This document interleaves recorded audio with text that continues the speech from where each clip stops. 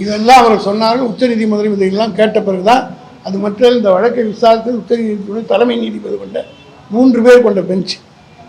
ஆகவே அவர்கள் இதையெல்லாம் கேட்டுவிட்டு தான் இது கேவலமாக இருக்கிறது, இவ்வளவு நாள் தூங்கிக் கொண்டிருந்தவர்கள் முன்னே இவங்க ஆட்சியிலே அப்படியே சொல்லியிருக்காரு, இவங்க ஆட்சியில் 25 திட்டங்களுக்கு அம்மாவனுடைய பேரை வச்சிருக்கிறாங்க, இதையெல்லாம் மறந்து விட்டு இப்படி போடுறது இங்கே அரசியல் சண்டை போடுறதுக்கு நீதிமன்றம் ஒரு விளையாட்டு மைதானம் அல்ல என்ற துணியிலே தான் சொல்லியிருக்கிறார்.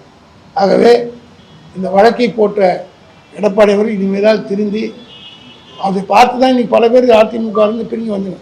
அன்வர் ராஜா வந்தார், இன்றைக்கு காலையிலே கூட புதுக்கோட்டையிலிருந்து கார்த்திக் தொண்டைமான் சேர்ந்திருக்கிறார். ஆக அவர்களுடைய இன்றைக்கு அந்த கட்சி முழுக்க பிஜேபிக்கு அடமானம் வைக்கப்பட்டு விடுத்தார். மோடி என்னன்னா நேரு பேர் இருக்கக்கூடாதுன்றார், காந்தி பேர் இருக்கக்கூடாதுன்றார். இவர் என்னன்னா அண்ணா பேர் இருக்கக்கூடாது, கலைஞர் பேர், எம்ஜிஆர் பேர் இருக்கக்கூடாது, ஜெயலலிதா பேர் இருக்கக்கூடாது, கலைஞர் பேர் இருக்கக்கூடாதுன்ற எண்ணத்தில் இவங்க செயல்படுறாங்க. ஆக both of them are sailing the same boat.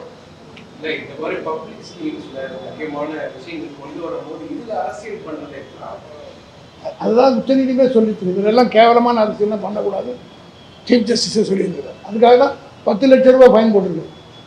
10 லட்ச ரூபா அபராதம் என்பது மிகப்பெரிய, அது உச்சநீதிமன்றம் அவ்வளோ ஒரு எந்த வழக்காக இருந்தாலும் அது கூர்மையாக கவனித்து, அது ஒரு பெரிய பொலிட்டிக்கல் பார்ட்டி, ஆட்சியில் இருந்த கட்சி, அப்படி இருந்தவர்கள் போடுகிற ஒரு வழக்கை அதற்குரிய மரியாதையோடு தான் அந்த நோக்கத்தில் தான் பார்த்து தான் ப்ரோஸ் அண்ட் கான்ஸ் பார்த்து தான் சொல்கிறாங்க.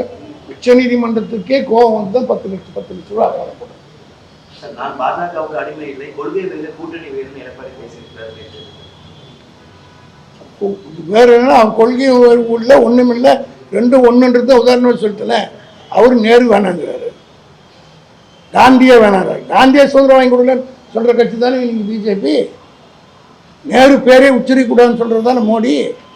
இவர் அண்ணா பேர், கலைஞர் பேர், ஜெயலலிதா பேர், எம்ஜிஆர் பேர், யார் பேரும் சொல்லக்கூடாதுன்னு இவர் கேஸ் போட்டார். அவரால் சொன்னார், இவர் கேஸே போட்டார். அதனால் 2 பேருக்கு என்ன வித்தியாசம்ன்றது உங்களுக்கு முடிக்க. செய்திகளை உடனுக்குடன் தெரிந்து கொள்ள கீழ்கண்ட கேபிள் மற்றும் டிடிஹெச் நெட்வொர்க்குகளில் எம்நாடு செய்தி தொலைக்காட்சியை காணுங்கள்.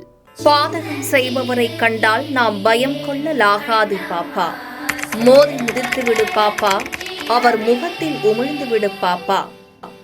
அண்மை செய்திகளை உடனுக்குடன் தெரிந்து கொள்ள இணைந்திருங்கள் எம்நாடு தொலைக்காட்சியுடன்.